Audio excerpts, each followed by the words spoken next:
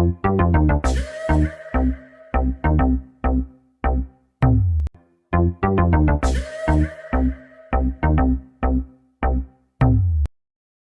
पढ़ने वाले हैं भूगोल का। ठीक है, भूगोल तो हम लोग जान ही रहे हैं कि अध्याय 7 का ये टॉपिक भू आकृतियां तथा उनका विकास। ठीक है, क्लियर यहाँ पर। इसके पहले जो टॉपिक है हो चुका, उसको देख लीजिएगा, रिवीजन करिएगा। आगे बढ़ते हैं, land forms and their evolutions, है ना। तो इसमें हम लोग देखेंगे कि भू आकृतियां क्या होती हैं। जैसा कि हम लोग पहले भी समझे हैं कि धरातल में पर्वत, पठार, मैदान क्या है, भू आकृतियां। भू मतलब भूमि में जो आकृतियां हमको दिखाई देती हैं, ये भू आकृतियां हैं। उनका विकास कैसे होता है, ठीक है। तो यहाँ पर लैंड फॉर्म्स का कैसे विकास होता है उसको हम लोग समझेंगे। काफ़ी इंटरेस्टिंग टॉपिक है। बहता जल, नदी, बारिश अभी बीत सा गया है। बारिश जब होता है, बरसात जब होती है, तो बारिश का जो पानी है वह वाही जल के रूप में क्या बहता है, नाले के रूप में बहता है। फिर जब नाले का जो पानी है नदी में जाता है, नदी क्या होती है, जिसमें विशेष प्रकार का एक निश्चित क्या होती है, लंबाई होती है। वह एक ढाल के अनुरूप आगे बढ़ती है ना। और वो क्या होता है, ज़्यादातर 12 महीना बहने वाला होता है। मगर बहुत दो तरह की नदियाँ आती हैं। सदा नीरा नदियाँ होती हैं जो सदा प्रभावित होती रहती हैं, है ना, 12 महीना। मगर कुछ नदियाँ ऐसी होती हैं जो बरसात ऋतु में बहती हैं और ग्रीष्म ऋतु में सूखी रहती हैं। तो हम लोग नदी के अंतर्गत नहीं जाएंगे। हमको देखना है कि जो रनिंग वाटर है, बहता जल, नदी के बारे में हम देखते हैं कि नदी जो है अभी आप लोग किस अवस्था में है, वृद्धावस्था में है। यस सर, हाँ, किस अवस्था में आप लोग अभी, है ना। जैसे कि इसमें मैं नदियों की 3 अवस्था है, युवावस्था, प्रौढ़ावस्था, वृद्धावस्था।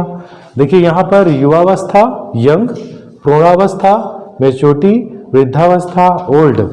तो इसमें आप तीनों में किस में आएंगे, है ना। सबसे पहला वाला अवस्था में आएंगे, युवावस्था में आएंगे। ठीक है, ठीक है, युवावस्था में आएंगे। मगर रियल में आप लोग किशोरावस्था में आएंगे, 18 वर्ष के आसपास है तो आप। मगर नदी की बात करें तो 3 अवस्थाएं होती हैं। जब पर्वतीय क्षेत्र से नदियां नीचे उतरती हैं, मैदानी क्षेत्र में तेज रफ्तार होता है। एक युवा व्यक्ति है, साइकिल बहुत तेज चलाएगा, बाइक तेज चला रहा है। और एक वृद्धावस्था है, 70 साल का व्यक्ति है, वो बाइक या साइकिल स्पीड चला पाएगा क्या, नहीं चला पाएगा। तो युवावस्था में नदियां क्या होती हैं, पर्वतीय क्षेत्र से नीचे उतरती है, उसकी रफ्तार तेज होती है। अपर्दन तेज, अपर्दन क्या होता है आगे पढ़ेंगे हम लोग। अपर्दन में होता ये है कि वो क्या करता है, आसपास की चट्टानों को खुरचेगा, काटेगा, उसको अपर्दित करेगा। काट छाट करना अपर्दन कहलाता है। तो क्लियर, यहाँ पर पर्वतीय क्षेत्र से नदियां नीचे उतर रही है, स्पीड तेज है ना, रफ्तार तेज है उसका। और क्या रहेगा, वो अवस्था को हम लोग बोलते हैं युवा अवस्था। प्रौढ़ावस्था में क्या होता है, मैदानी क्षेत्र में आ गई नदी, पर्वतीय क्षेत्र से मैदानी क्षेत्र में आ गई, ढाल कम, स्पीड कम, अपने आसपास जितने लाई गई मिट्टी होगी, चट्टाने होंगी, उसको वहीं पर इकट्ठा कर देता है। इधर आज तट साइड हम लोग पढ़ेंगे, निक्षेपर से बनी हुई स्थलाकृति। गोखुर झील, ऑक्सबो लेक क्या है, मैदानी क्षेत्र में नदियां क्या होती है, ग्रीष्म काल में तिरछी मिर्ची, जैसे कि सांप बहती है ना, सांप चलती है, रेंगती है, वैसी नदियां भी है ना, नदियां बहती हैं। उनका आकार कैसा होता है, इस तरह से सर्पिला आकार। सर्पिला आकार हुआ इधर, तो यहाँ पर वो जमाव कर दिया तो इधर मुड़ गई। फिर यहाँ पर अपने साथ लाई गई मिट्टी को जमाव किया, इधर मुड़ गई। तो इस प्रकार से जहां मुड़ी है वहीं पर क्या बन जाता है, तटबंध या प्राकृतिक कगार। और वहीं पर एक प्रकार का फिर बरसात आता है। बरसात में ऐसी नहीं बहती, वो सीधा रफ्तार से आगे बढ़ेगी और वहां पर झील बन जाता है, झील जिसको बोला गया है ऑक्सबो लेक, गोखुर झील। गोखुर झील मतलब गाय का जो खुर होता है उसके समान दिखता है पाँव, है ना। तो ये यहाँ पर देखिएगा, प्रौढ़ावस्था में ऐसा होता है। वृद्धावस्था में क्या होती है, नदियां समुद्र में जाकर मिल जाती हैं।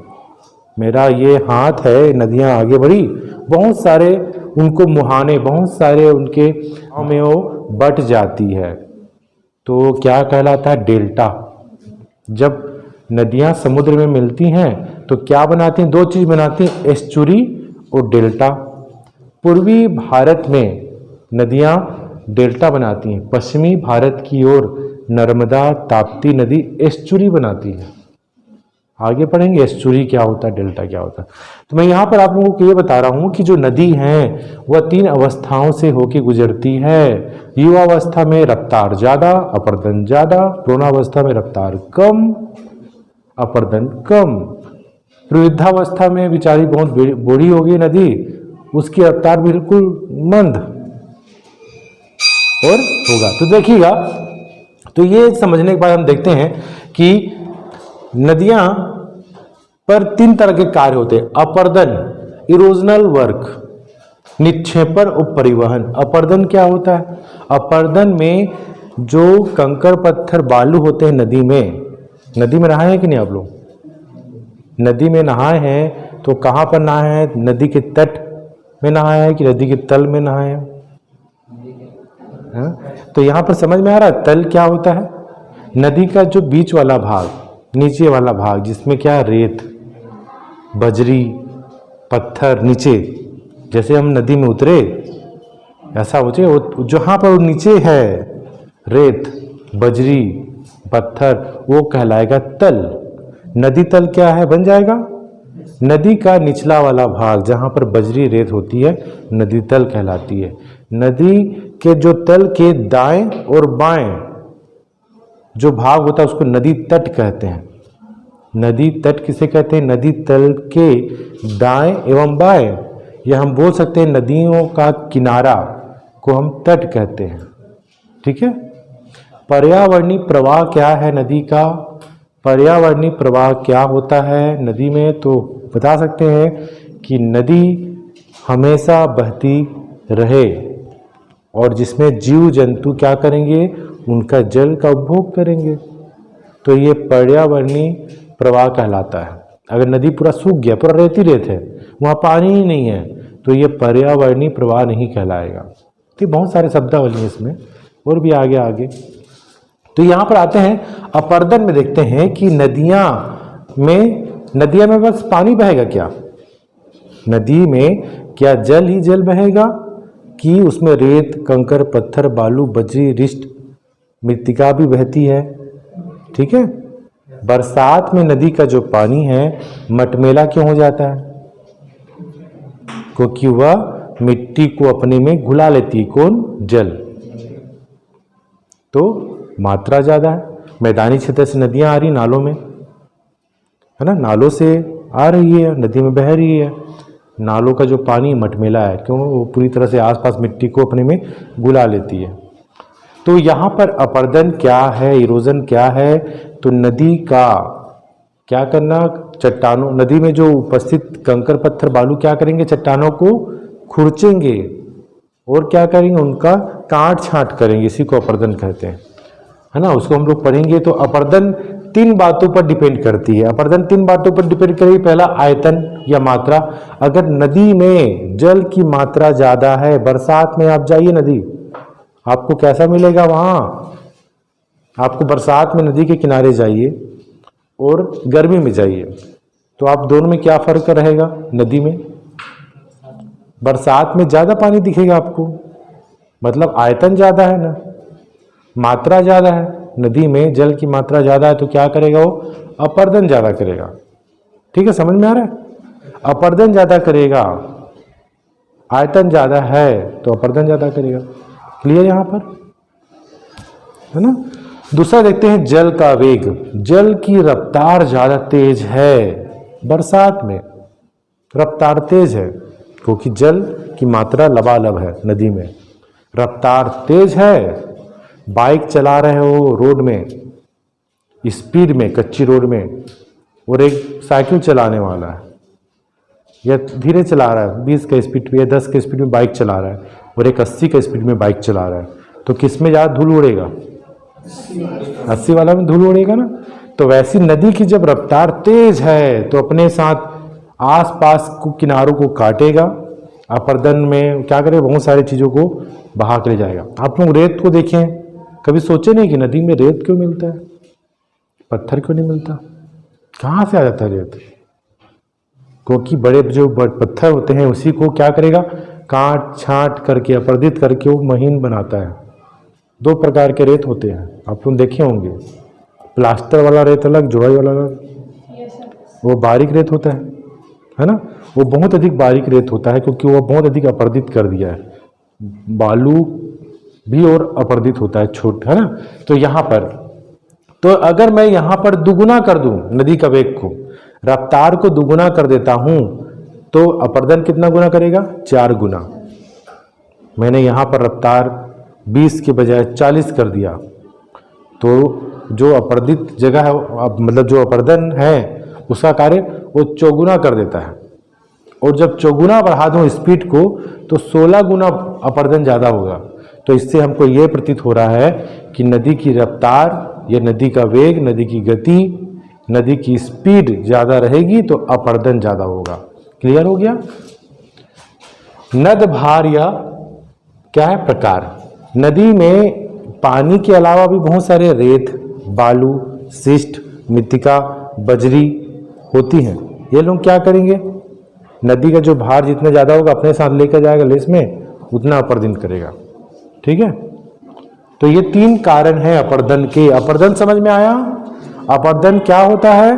तो अपर्दन में होता ही है चट्टानों का काट छाट करना, चट्टानों को अपर्दित करना, चट्टानों को खरोचना और उसको तोड़ना फोड़ना, ये अपर्दन कहलाता है। निक्षेपण का अर्थ होता है जमाव। जमाव, नदी बही, स्पीड कम हुई, आसपास रेती को इकट्ठा कर दी, निकल गई आगे। परिवहन, परिवहन में क्या, नदी अपने साथ कंकर पत्थर बालू को भी लेके जा रही है। स्पीड ज़्यादा है, आयतन ज़्यादा लेके जाएगी, और कम स्पीड है तो वहीं छोड़ देगी। समझ में आया? यहाँ पर कॉन्सेप्ट है समझने वाला। ठीक है, ये हो गया समझने वाला। हम देखें अपर्दन के क्या प्रकार, प्रश्न पूछा ही जाता है, अपर्दन क्या है, इरोजन क्या है, बन जाएगा। हाँ, अपर्दन में क्या है, तो अपर्दन के जो प्रकार हैं 4 प्रकार के। एब्रेशन, अपघर्षण। अपघर्षण में क्या होता है, अपघर्षण में ये पत्थर आपस में घर्षित हो रहे हैं और आगे बढ़ रहे हैं, और इसी से घर्षण से क्या होगा, वह रेत के रूप में तब्दील होता जाता है। हाँ सूर्य, तो यहाँ पर हमने देखा अपघर्षण, एब्रेशन क्या होता है, जब कंकड़ के पहले पत्थर आपस में टकरा रहे हैं और किस में तब्दील हो रहा है, कंकड़ में, बालू में, रेत में, तो ये अपघर्षण है। समझ में आया? अपघर्षण जिसमें पत्थर आपस में टकराए और टूट जाए, अपघर्षण। एब्रेशन, प्रश्न पूछेगा अपघर्षण क्या है, बन जाएगा। दूसरा है घोलीकरण या संक्षारण। घोलीकरण को बोलते हैं सोल्यूशन और संक्षारण को कहते हैं कोरोशन। इसमें होता है घोलीकरण में, आप लोग शरबत पीते हैं गर्मी में, है ना, पहले रूह अफ़ज़ा चलता था, आजकल वो जमाना चला गया, स्प्राइट मारे, है ना, कोल्ड ड्रिंक मार लिए, ये हो जाता है। तो ये घोलीकरण में अगर नमक है या शक्कर है, उसको किस में घोला जा रहा है, गिलास के पानी में शरबत बनाए जा रहे हैं, नींबू डाल दिए, शक्कर डाल दिए और घोल दिए। अब उसमें नींबू का रस को निकालो, वाला निकलेगा क्या, शक्कर मिलेगा क्या, नहीं मिलेगा, वो पूरा घुल गया न जल में। वैसी मिट्टी भी किस में घुल जाती है, नदी के जल में, और रंग उसका मटमेला हो गया, मटमेला कलर। मैंने पूछा भाई मटमेला कलर क्यों हो गया, ठीक है। सन्नी घर्षण में होता क्या है, सन्नी घर्षण में जो छोटे छोटे टुकड़े आपस में ही टकराते हैं, बड़े पत्थर टकराए छोटे हो गए, और छोटे पत्थर आपस में ही टकराएंगे रेत बन जाएंगे, रेत आपस में ही टकराएगा एक छोटा सा कण बन जाएगा, तो सन्नी घर्षण है ना। सन्नी घर्षण में पत्थर आपस में ही टकराते हैं। और वैसी नदी अपने साथ क्या लेके जा रही, कंकर पत्थर बालू, ये रेत मार का काम करती है। एक पेंटर को बुला लीजिए, भाई दरवाजे को पेंट करना है, लोहे का दरवाजा है, वो क्या करेगा, पहले घिसेगा, किससे? रेतमाल से घिसेगा, जिसको रेगमाल बोलते हैं। रेतमाल से उसमें रेत लगा होगा, उससे वो घिसेगा। यहाँ पर अपर्दन के प्रकार समझ में आया, एब्रेशन, सोल्यूशन, हाइड्रोलिक एक्शन और एट्रेशन। ठीक है, ये हैं 4 प्रकार के अपर्दन। प्रश्न पूछेगा अपर्दन क्या है ना? तो बन जाएगा पत्थरों का आपस में टूटना, अपर्दन कहलाता है। चलिए अब शुरू करते हैं नेक्स्ट टॉपिक, अपर्दित स्थल रूप। अपर्दन से बनी हुई स्थल रूप है नदी के द्वारा, है ना? नदी अपर्दन कर रहा है, काट छांट कर रहा है, उससे बनी हुई स्थल की। तो पहला है वी आकार की घाटी। वी आकार, अंग्रेजी का अक्षर वी के समान दिख रहा है ये, ठीक है, वी। यहां पर कंफ्यूज मत होइएगा, यू और वी कैसे लिखते हैं? बन जाएगा, आओ लिखो यहां पर, हाँ, यू, यू को लिखो यहां पर, लिख दो, चलो, हाँ, यू और वी, हाँ, वेरी गुड। चलिए यू और वी यहां पर लिखे हैं, देखिएगा यहां पर कंफ्यूज मत होइएगा। वी आकार की घाटी नदी के अपर्दन से बनती है, नदी के द्वारा, और यू आकार की घाटी हिमानी के द्वारा बनती है, हिमानी ग्लेशियर के द्वारा। प्रश्न पूछेगा बाद में, यू आकार की घाटी किसके अपर्दन से बनती है? नदी के कि हिमानी के? तो अरे आप यू था कि वी था, अरे नदी मार दो, रॉन्ग। तो यहां पर आपको वी आकार का जो है वह नदी से बन रहा है। हिमानी में हम लोग पढ़ेंगे यू आकार का, ठीक है? तो हमको यहाँ पर नदी ही समझना है, वी आकार की घाटी। इसमें होता यह है, जब नदी पर्वतीय क्षेत्र से आगे बहती है, उसके सामने क्या आता है? बड़े बड़े पत्थर, बोल्डर आते हैं, क्या करेगा? उसको अपर्दित करेगा। अपर्दित करेगा, किसको अपर्दित करेगा? तल को अपर्दित करता है। तल मतलब मैंने यहां बोला, ये नदी बह रही है, ये वाला, ये क्या है? घाटी है ना? ये निचला भाग है, ऊंचा भाग है, एक प्रकार का पर्वत है ये। उसको पूरा काट छांट करके अपर्दन करके नदी यहां तक पहुंच गई, तल तक, यहां बह रही है। आप यहां पर कहीं जा रहे हो, यहां पर से आप देखोगे कि नदी बहुत पतली धागे के समान बहती हुई दिखेगी। मैं कहाँ गया था? सिक्किम गया था, लाचुंग, है ना, लाचुंग गया, तो वहां पर वाटर राफ्टिंग किया। वाटर से यहाँ पर कार में हम लोग देख रहे हैं, यहाँ पर जाना है, वाटर राफ्टिंग करना है, तो बोले इतना छोटा सा नदी है। वहां पर जाकर देखे कि बाप रे, काफी बड़ी नदी थी वहां पर, हमको ऊंचाई से छोटा दिख रहा था, है ना? तो हम लोग वहां पर वाटर राफ्टिंग करने गए। तो यहाँ पर वी आकार की घाटी जो है अपने पार्श्व किनारों को अपर्दित कर रही है, मगर सबसे ज्यादा वह तल को अपर्दित कर रही है। समझ में आया? नदी अपने तल को अपर्दित कर रही है। जैसे कि मैं यहाँ पर वी आकार बना दूं, पहले ये पर्वत है, नदी बह रही है, उसको अपर्दित कर रही है और इस रूप में आ जाती है, और ये जो दिख रहा है यहाँ पर, यहाँ बह रही है, इसको पूरा अपर्दित कर दी इतना ऊंचाई तक। कैसा बन रहा है ये? वी आकार के दिख रहा है ना? तो ये अपर्दित कर दी, और नदी आप यहाँ पर जाके देखोगे, नीचे देखोगे, नदी कितनी छोटी लगेगी। तल को अपर्दित ज्यादा करती है, किनारों को कम करती है, मगर क्षैतिज अपर्दन चलता है। ये कहाँ मिलेगा? युवावस्था में मिलेगा। कहाँ मिलेगा? पर्वतीय क्षेत्र में मिलेगा। यू आकार की घाटी, ये ऐसा दिखता है, यू आकार की घाटी, तीव्र ढाल होते हैं। अगर यहाँ पत्थर बस घाटी और यू आकार घाटी हिमानी में पढ़ेंगे तो इसमें अभी आपको क्या लिखना है इसमें? अंग्रेजी अक्षर वी के समान दिखने वाली घाटी का निर्माण करती है नदी। किसके द्वारा? अपर्दन के द्वारा। इसमें नदी अपने किनारों को तो अपर्दित करती है, मगर सबसे ज्यादा तल को अपर्दित करती है, गहराई को अपर्दित करती है, मगर क्षैतिज अपर्दन चलता है, पर्वतीय क्षेत्र में अपर्दन करती है, युवावस्था में अपर्दन करती है। ये फैक्ट को आपको लिखना है, समझने में समझ गए, फैक्ट लिखना है, ठीक है? ऐसा बन गया, मतलब पूरा यहां नीचे तक आ गया, गहराई है ना? तो ये कहलाता है महाखड या गार्ज। जब उसका तल और अपर्दित कर देता है, यहां तक नीचे तक आ जाता है, तो इसे हम कहते हैं महाखड या गार्ज। इसमें पार्श्व किनारे काफी तीव्र ढाल वाले होते हैं। तीव्र ढाल वाले होंगे। जैसे कि अब कैसा हो गया, ऐसा हो गया, तीव्र ढाल हो गया। समझ में आया? तो इसको महाखड या गार्ज, तो इसमें क्या लिखोगे प्रश्न? आप बताओगे नदी के अपर्दन के द्वारा बनी हुई स्थलाकृति है महाखड या गार्ज, है ना। वी आकार की जो घाटी है उसका ही विस्तृत रूप है ये महाखड। क्लियर हो गया? वी आकार की घाटी का ही विस्तृत रूप है महाखड या गार्ज। क्लियर हुआ? यहां पर वी आकार की घाटी और महाखड या गार्ज दो हो गया। अब होता यह है तीनों एक ही रूप है मगर तल गहराई ज्यादा है। अब आता है कैनियन। कैनियन में होता यह है कि इसमें मैंने पहला बताया था वी आकार की घाटी, दूसरा बताया महाखड या गार्ज, तीसरा क्या ऐसा हो गया खड़ी। पूरा बहुत ज्यादा गहराई है नीचे में। कहां पर है? अमेरिका में कोलोराडो नदी पर। कितनी गहराई है? 1800 मीटर नीचे गहरा है। कितनी लंबाई है?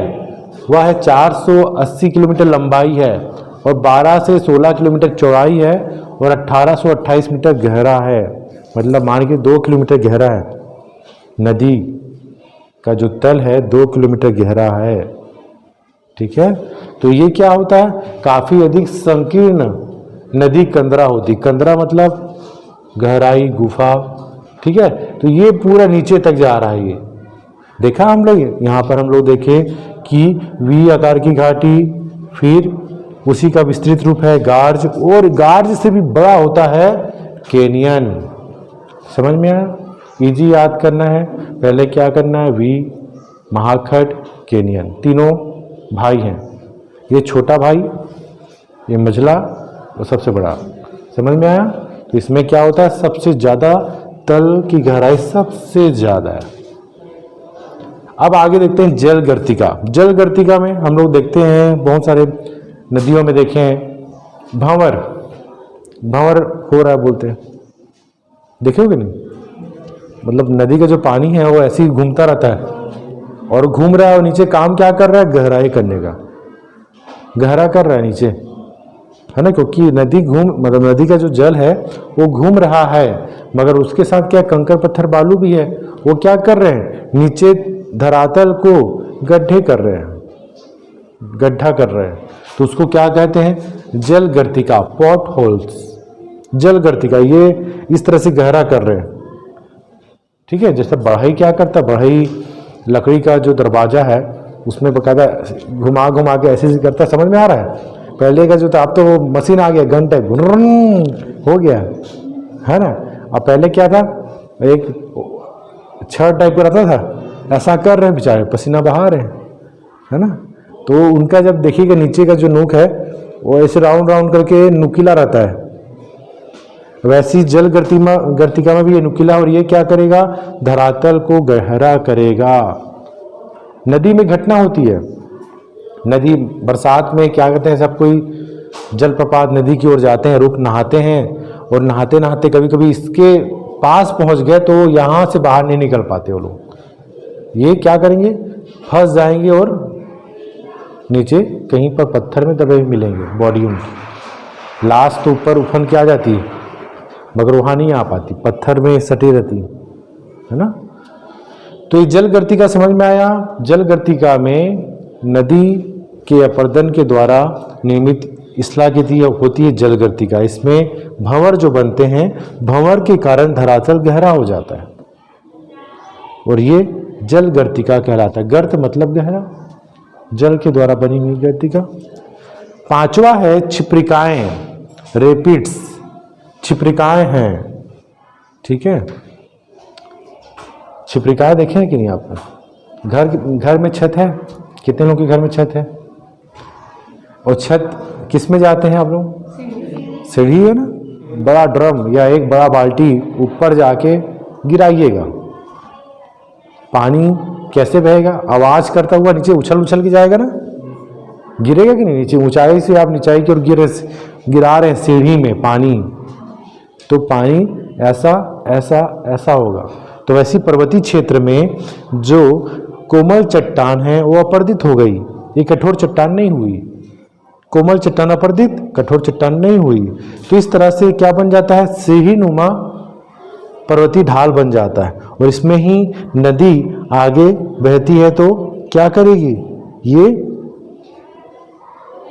सीढ़ीनुमा रूप से आगे बढ़ती है और इसी को हम छिप्रिकाएं कहते हैं। और ये किसका जन्म लेती है, ये जलप्रपात की जननी है छिप्रिकाएं। जैसे कि हम लोग छोटा भाई, बड़ा भाई, मंझला भाई पढ़े ना, अब ऐसी छिप्रिकाएं क्या है, ये छोटा रूप है। अब छिप्रिकाएं ही क्या करेंगी, जलप्रपात बन जाती हैं। ठीक है, छिप्रिकाएं ही जलप्रपात बन जाएंगी। ये इसमें जलप्रपात में क्या होता है, इसको वाटरफॉल होता है। आप लोग गए हैं कि नहीं, जलप्रपात देखे हैं कि नहीं, सब जान रहे ना। तो ये जलप्रपात है। ठीक है, जलप्रपात लड़कियां गई हैं कि नहीं, नहीं देखी। हाँ, इसको हम लोग क्या बोलते हैं, झरना बोल देते हैं। जलप्रपात काफी वृहद होता है झरना से कॉन्सेप्ट में, झरना थोड़ा छोटा हो सकता है। ठीक है, तो इसमें होता यह है कि जो कठोर चट्टान है, जब धरातल में नदियां ऊंचाई से नीचाई की ओर गिरती है और लगातार वो इसको अपरदित कर चुकी है, कठोर चट्टान को अपरदित नहीं की, मुलायम को अपरदित कर दी, और उसको अपरदित करके क्या करी, नदियां आई ऊपर से और वह नीचे ही गिरती हैं, जलप्रपात का निर्माण करती हैं। ठीक है, जलप्रपात में हम देखते ये हैं कि नदियां गुरुत्व प्रभाव से ऊंचाई से नीचाई की ओर गिरती है और इसका जो तल है वो भी गहरा करती है। ठीक है, ये कहाँ पर होगा, पर्वतीय क्षेत्र में। कहाँ बनेगा, युवावस्था, प्रौढ़ावस्था या वृद्धावस्था, किसमें बनेगा ये। तो भाई आप लोग लड़के लोग गए हैं जलप्रपात देखने, झरना देखने गए, तो आप लोग कहाँ गए, मैदानी क्षेत्र में गए कि पहाड़ी क्षेत्र में। तो पहाड़ी क्षेत्र में क्या होती, नदियाँ युवावस्था में रहती हैं, तो नदियाँ पहाड़ी क्षेत्र में ही झरना या जलप्रपात का निर्माण करती हैं। तो इस प्रकार से 6 हैं अपरदित स्थल रूप नदी के द्वारा, नदी से बनी हुई अपर्दन स्थलारी। ठीक है, तो पहला हमने देखा वी आकार की घाटी, पर्वतीय क्षेत्र से नदियां नीचे मैदानी क्षेत्र की ओर आ रही हैं तो अपने तल का अपर्दन ज़्यादा करती हैं, किनारों का कम करती हैं, तो ये अंग्रेजी अक्षर वी के समान दिखता है। ठीक है, तो वी आकार की घाटी, महाखंड या गार्ज होता है वी आकार की घाटी का विस्तृत रूप, और महाखंड गार्ज का विस्तृत रूप है कैनियन, जो कि एग्जाम्पल इसका कोलोराडो नदी पर जल गतिका में होता है कि जो नदी है वो भंवर का निर्माण कर देती है, भंवर के जरिए धरातल गहरी हो जाती है। तो जल गतिका छिप्रिकाएँ होती हैं कि नदी जलप्रपात बनने से पहले छिप्रिकाएँ बनी होती हैं, फिर बाद में इसका अपर्दन कर देती हैं और यह जलप्रपात कहलाती हैं। तो ये 6 प्रकार हैं नदी अपर्दन से बनी हुई स्थलाकृति। प्रश्न पूछा जाता है नदी से बनी हुई स्थलाकृति कौन कौन सी है, इसका डायग्राम बनाना पड़ेगा आप लोगों को और 3-3 लाइन डील करना पड़ेगा। ठीक है, पूरा 3-4 लाइन डील करना है, डायग्राम बनाना है। तो डायग्राम आप लोग बनाइएगा, कुछ है नहीं इसमें, है ना। तो ये बहता जल या नदी के द्वारा बनी हुई स्थलाकृति अपर्दन के द्वारा, निक्षेपण के द्वारा हम लोग कल पढ़ेंगे निक्षेप से क्या क्या बनता है। समझ में आया, इसमें कौन सा पार्ट समझ में नहीं आया पूछ सकते हैं, बताइए, पूछूं, समझ में आ गया है? चलिए बताइएगा, अपर्दन स्थलाकृति सभी का सभी कहाँ है, युवावस्था वाले हैं, है ना, युवावस्था वाले। तो आप बताइए इसमें कि महाखंड या गार्ज क्या है, कोई बताएगा?